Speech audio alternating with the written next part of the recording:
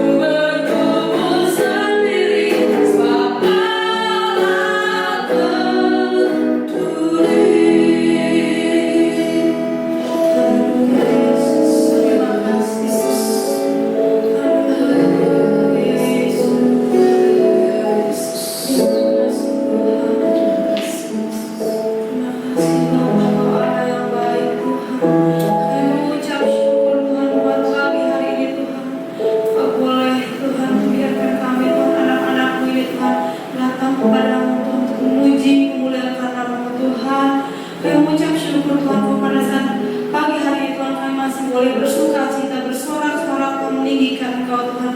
Tiba saatnya kami akan mendengarkan firman-Mu ya Bapa. Tuhan, ajar kami untuk jadi anak-anak-Mu yang taat, dengar-dengaran Tuhan, duduk diam dan mendengarkan firman-Mu Tuhan, agar firman-Mu yang disampaikan boleh tertanam, bertumbuh, bahkan berbuah dalam kehidupan kami. Terima kasih Tuhan, berkati hamba-Mu yang akan memberitakan firman-Mu ya Bapa. Kami mengucap syukur, haleluya, amin. Selamat pagi adik-adik, selamat berbakti dalam nama Tuhan Yesus. Ya, pagi hari ini kita akan mendengarkan firman Tuhan. Om akan mulai dengan cerita mengenai kehidupan anak yatim piatu di suatu tempat. Ya. Anak yatim piatu tinggal di rumah, sebuah rumah yang besar bersama-sama. Ya, yatim piatu artinya anak-anak ini tidak mempunyai orang tua. Ya, jadi mereka tinggal di rumah yatim piatu. Ya, tinggal bersama, bermain bersama, ya. Mereka mengasihi satu dengan yang lain dalam rumah ini. Ya. Tiba-tiba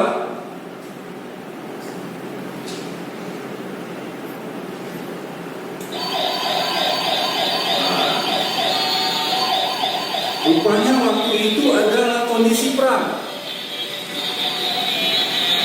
Tiba-tiba ada pesawat pengepung, ya, yang hilir mudik ke sana kemari, ya, mencari musuh. Nah, sayang sekali pesawat ini menjatuhkan bomnya di dekat perumahan anak yatim piatu. Jatuhkan, bom lagi, jatuh lagi. Ya. Kemudian ada yang mengenai perumahan anak yatim piatu.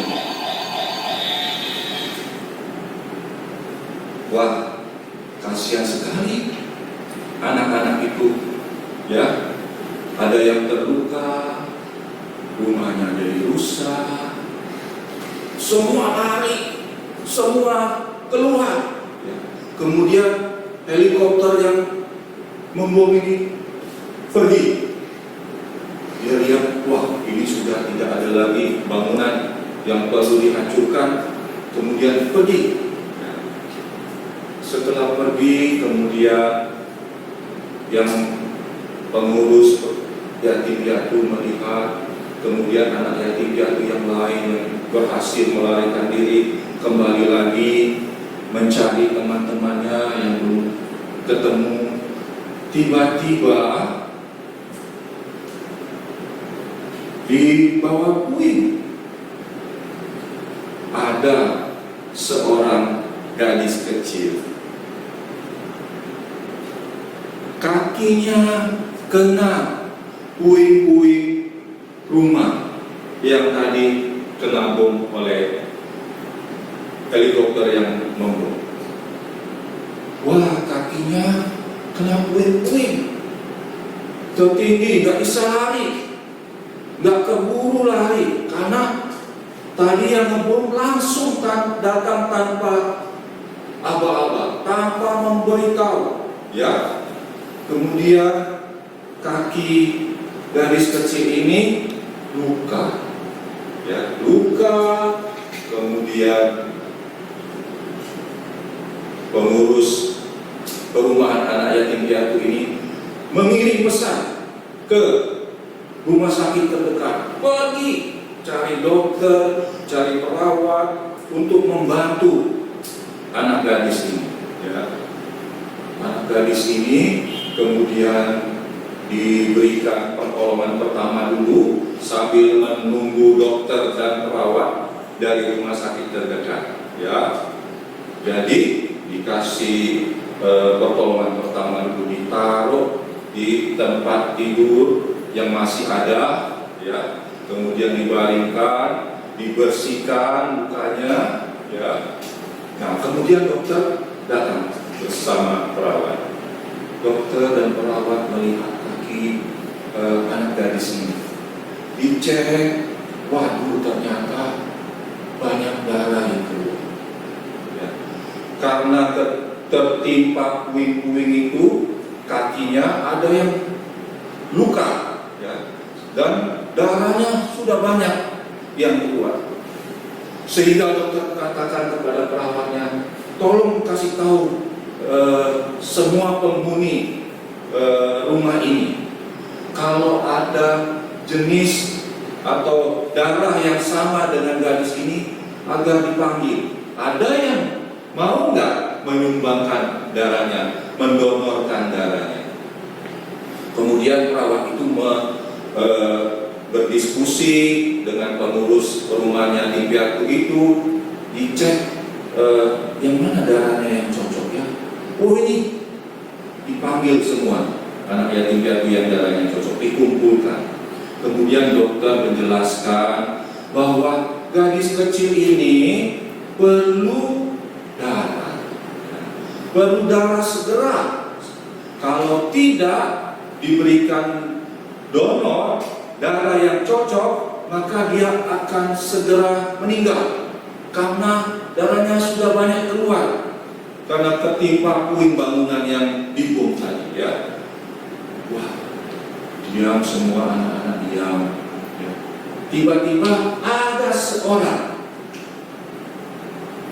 gadis lagi nih, ya. Nah, dia angkat tangan. Om dokter, kakak perawat, saya mau mendonorkan darah. Oh, iya, kalau mau, oke, cepat kita ambil darahnya, ya.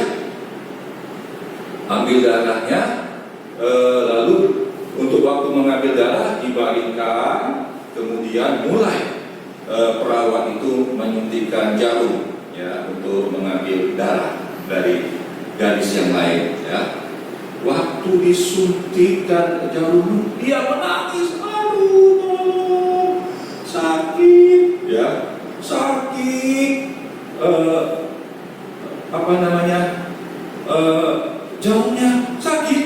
Waduh, dokternya bilang, perawat, tolong hati-hati.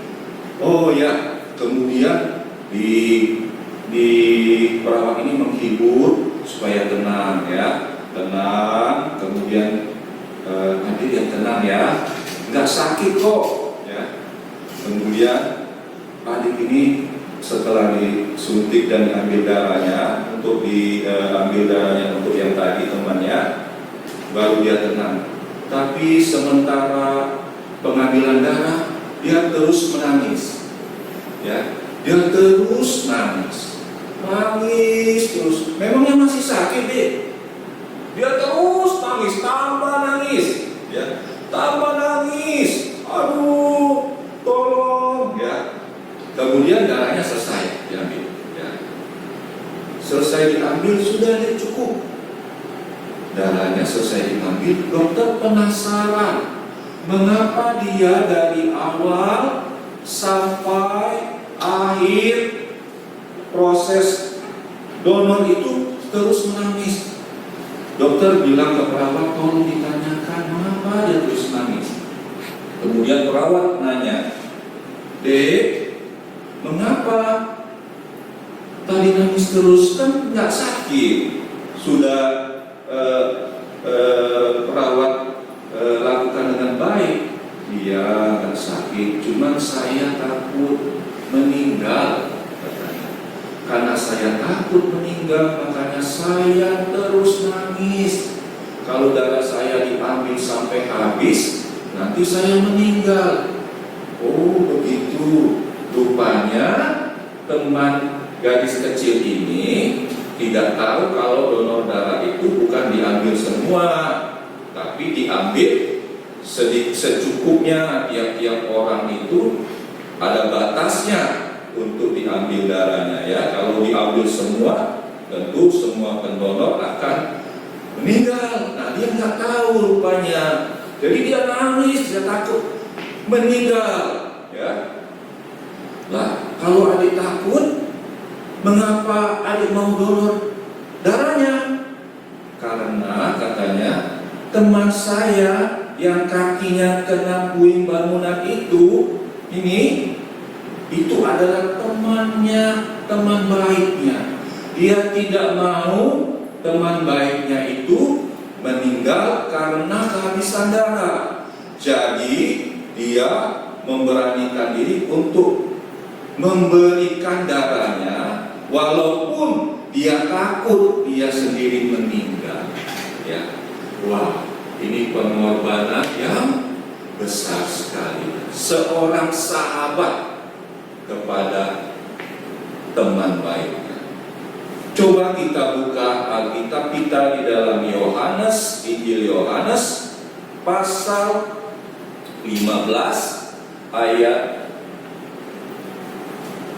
12. Injil Yohanes pasal 15 ayat 12 sampai 14. Nanti Om akan baca, adik-adik ikut dengar ya, ikut baca di rumah. Yohanes pasal 15 ayat 12. Inilah perintahku, yaitu supaya kamu saling mengasihi seperti aku telah mengasihi kamu. Tidak ada kasih yang lebih besar daripada kasih seorang yang memberikan nyawanya untuk sahabat-sahabatnya. Kamu adalah sahabatku, kata Yesus, jikalau kamu berbuat apa yang kuperintahkan kepadamu. Haleluya. Tuhan Yesus berkata, kamu itu sahabatku kalau kamu berbuat apa yang kuperintahkan kepadamu.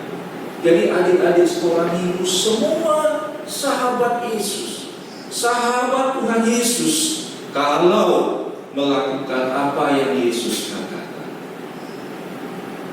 Di dalam ayat 13 di situ dikatakan tidak ada kasih yang lebih besar daripada kasih seorang yang memberikan nyawanya untuk sahabat-sahabatnya. Tuhan Yesus sudah memberikan nyawanya untuk sahabat-sahabatnya, untuk kita semua. Itu adalah kasih yang besar. Kasih yang besar. Yesus memberikan nyawanya supaya sahabat-sahabatnya itu bisa selalu dekat dengan Yesus. Tetapi untuk dekat dengan Yesus selalu, sahabat-sahabat itu haruslah melakukan apa yang Yesus katakan supaya bisa selalu dekat dengan Yesus. Karena Yesus sudah membuktikan kasihnya, maka sahabat-sahabatnya, anak-anak sekolah minggu, kakak-kakak guru sekolah minggu perlu melakukan apa yang Yesus mau, apa yang Yesus perintahkan, yaitu di ayat 12. Inilah perintahku. Nah, itu perintah Yesus. Ini perintahnya, yaitu supaya kamu saling mengasihi seperti aku telah mengasihi kamu. Jadi perintah Yesus itulah, yaitu saling mengasihi. Seperti gadis kecil tadi dikasihi oleh temannya, saling mengasihi. Sehingga anak-anak sekolah minggu yang saling mengasihi, mengasihi teman-teman sekolah minggu, mengasihi orang tua, mengasihi kakak-kakak guru sekolah minggu, menjadi sahabat Yesus. Yesus yang sangat mengasihi dengan memberikan nyawanya bagi kita semua. Tuhan Yesus memberkati. Kita akan berdoa bersama-sama. Bapa kami di dalam sorga yang kami panggil di dalam nama Tuhan Yesus. Kami mengucap syukur memiliki sahabat seperti Engkau ya Tuhan Yesus, yang begitu mengasihi kami sehingga memberikan nyawanya karena kasih-Nya yang besar, sehingga kami boleh menjadi sahabat-Mu. Biarlah kami selalu dekat kepada Engkau yang menjadi sahabat sejati kami dengan melakukan perintah-Mu, yaitu saling mengasihi. Terima kasih banyak Tuhan Yesus. Di saat kami mengalami kesukaran, di saat kami mengalami kesedihan, di saat kami mengalami kesulitan, kami mempunyai sahabat sejati, yaitu Tuhan Yesus yang selalu menolong, menyertai kami. Terima kasih banyak Tuhan Yesus. Terima kasih, kami mengucap syukur buat kasih-Mu yang besar dalam hidup kami. Sebab itu ajarlah kami saling mengasihi. Dalam berkat nama Tuhan Yesus, kami sudah berdoa dan mengucap syukur. Haleluya. Amin. Selanjutnya, Om kembalikan ke WR, yaitu Kak Anja dan Kak Hana. Tuhan Yesus memberkati. Adik-adik, kita telah mendengarkan firman Tuhan tentang kasih, supaya kita terus boleh menyebarkan kasih kita kepada semua orang. Tak terbatas ya kasihnya, adik, kakak, orang tua, semuanya. Yuk kita mau tutup ibadah kita pada saat siang hari ini dengan berdoa. Mari kita bersatu dalam doa. Ayo adik-adik, tutup mata kalian ya. Kami bersyukur Tuhan buat pagi hari ini, karena Tuhan sudah menolong kami, menyertai kami di dalam kami ibadah sekolah minggu.